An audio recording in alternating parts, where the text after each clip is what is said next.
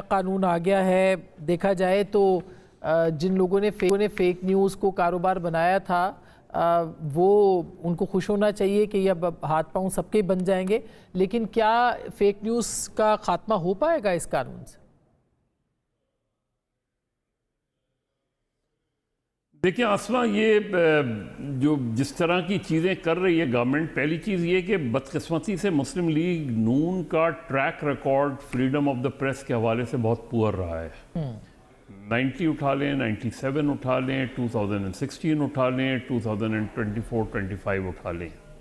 کبھی صحافیوں کے ٹیلی فون ٹیپ کرنا, کبھی ان کو ایڈیٹرز کو ہراساں کرنا, کبھی آپ یہ قانون لے آئے. اچھا, دلچسپ بات یہ ہے کہ جو تحریک انصاف ہے اس نے جو 2018 میں فواد چودھری صاحب لا رہے تھے, اس وقت جو چیزیں لائی جا رہی ہیں یہ اس کی کنٹینیوشن ہے.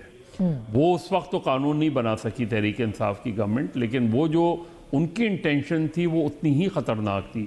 اس میں بھی سزاؤں کا تعین تھا, اس میں بھی اسپیشل ٹرائبونلز کا تعین تھا, یہاں بھی اسپیشل ٹرائبونل بنایا جا رہا ہے, یہاں بھی 3 سال.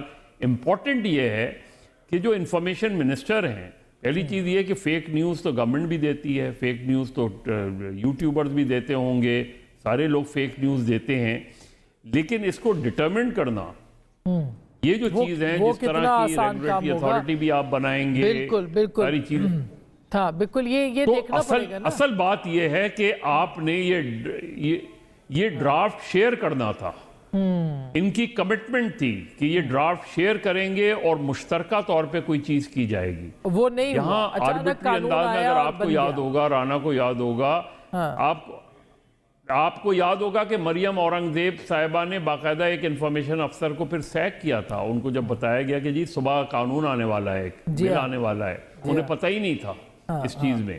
یہی چیز سندھ میں بھی ہونے جا رہی ہے میرے خیال میں. یہ بالکل, آپ کو لگتا ہے کہ اس سے اور زیادہ پابندیاں بڑھیں گی؟ ویسے سوشل میڈیا پہ تو آزادی اس پہ تو کوئی پابندی نہیں ہے. دیکھیں مسئلہ یہ ہے کہ فیک نیوز کو تو ٹیکل کرنا چاہیے, کوئی کرتا ہے, ضرور آپ قانون کے مطابق اس سے ڈیل کریں, لیکن ایشو یہ ہے کہ یہ کرمنلائز کر رہے ہیں. یہ سیول پینلٹیز نہیں ہیں, یہ آپ کے لوگوں کے گھروں پہ چھاپے مارے جائیں گے, لوگوں کو اٹھایا جائے گا, ان کے اوپر مقدمات درج ہوں گے, تو آپ کرمنلائز کر رہے ہیں. اگر کوئی فیک نیوز ہے, جس طرح مظہر صاحب نے بھی کہا, تو یہاں تو پوری حکومت فیک نیوز پہ چلتی ہے. یہاں پہ تو اور اس کے لیے ڈیفیمیشن کے لاز ہو سکتے ہیں. ڈیفیمیشن کے لاز ہے نا, یہ بنیادی طور پہ لوگوں کو ڈرانا ہے, ہراساں کرنا ہے اور انفارمیشن کے فلو کو روکنا ہے. کمپلینٹ کاؤنسلز, مجھے تو اتفاق ہوا ہے پیمرا کی جس کا کہ کوئی نتیجہ نہیں نکلتا بائی دی وے.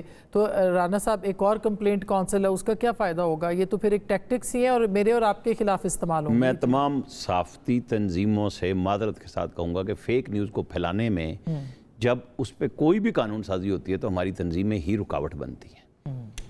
دیکھیں, مریم نواز نے ایک قانون بنایا, میں اس قانون کے بھی حق میں ہوں, اور اس میں وہ جو چیزیں آئین کے خلاف تھی, میں اس وقت کہہ رہا تھا کہ یہ ٹھیک نہیں کر رہے, تو وہ ہائی کورٹ سے سٹے ہو گیا. یہ بنا رہے ہیں نا, یہ بھی سٹے ہوگا.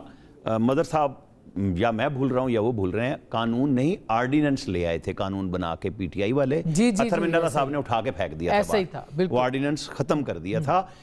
یہ جو فیک نیوز ہے, سب سے پہلے انفارمیشن منسٹر کے طور پہ فواد چودھری نے دی کہ T L P Indian funded جماعت ہے.